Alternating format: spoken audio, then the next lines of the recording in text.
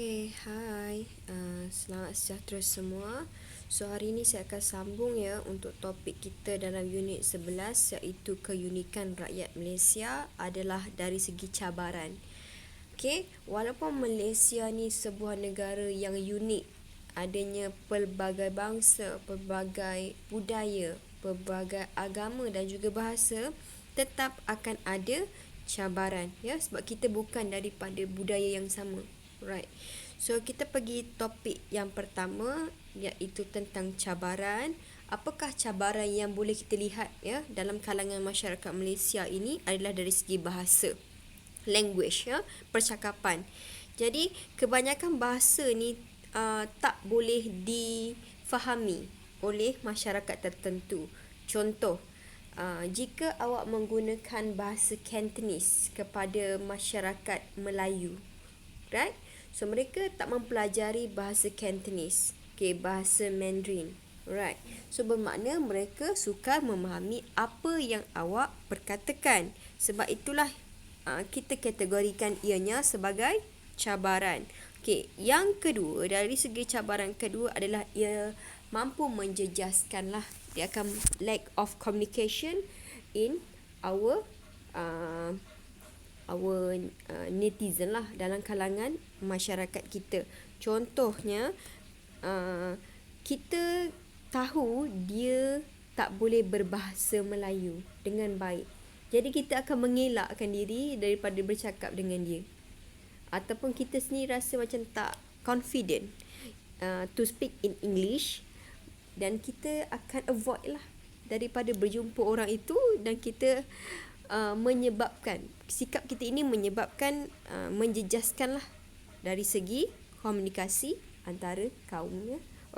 So kita lihat cabaran kedua dari segi cabaran budaya luar. Apakah budaya luar? Budaya luar ini adalah budaya yang dibawa oleh masyarakat Eropah, right? So sebab kita ni majoriti daripada golongan dari segi kedudukan geografinya adalah di bahagian timur. Jadi ianya penuh dengan sopan santun, polite, adanya sikap hemah tinggi.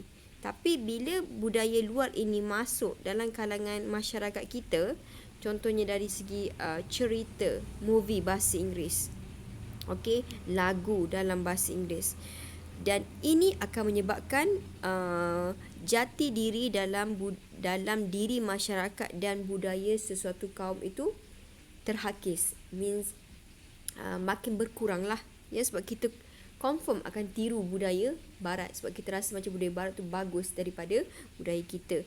So dari segi cabaran kedua adalah dalam kalangan remaja itu sendiri akan mudah dipengaruhi dengan budaya negatif daripada luar. Macam yang saya sebutkan tadi, kita lagi prefer benda yang kita lihat sebagai satu aspek keseronokan. Dan kita akan tiru. Bila sahaja kita tiru, maka ini akan menjadikan diri kita terlibat dengan budaya negatif. So cabaran yang seterusnya adalah dari segi polarisasi kaum. Apakah itu polarisasi kaum? Iaitu di mana satu keadaan lah terdapatnya atau proses berlakunya dalam kalangan dua pihak ni mempunyai prinsip dengan pendapat yang bertentangan sama sekali. Maksudnya mereka, contohlah saya bagi contoh, ada A dengan B. A dan B ni tak sefahaman. Tak ada satu kata putus yang sama. Maka ini dinamakan sebagai polarisasi. So kesan dari segi aspek polarisasi ni adalah ini akan mencetuskanlah konflik yang berpunca daripada sikap tak menghormati perbezaan adat dan kepercayaan kaum lain. Contoh, kalau kata awak tak sefahaman, orang Islam kata boleh dengar azan, itu tanda mereka nak sembahyang. Tiba-tiba B ni kata tak boleh, bising, mengganggu. Maksudnya akan ada wujud keadaan yang bertentangan lah. Sebab kita tak memahami budaya sesuatu kaum itu. Yang kedua, mewujudkan sikap anti perkauman.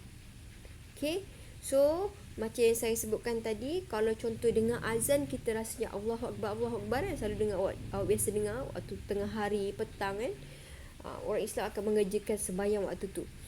Okay, kalau kata tak faham, bermakna akan menjadikan sebagai satu anti perkauman.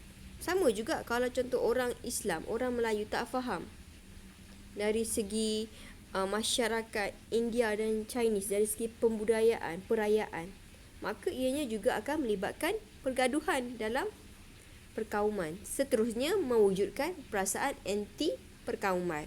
Okay, macam racist lah. Okay. So, yang keempat adalah dari segi cabaran sosial, di mana akan wujud perasaan taksub.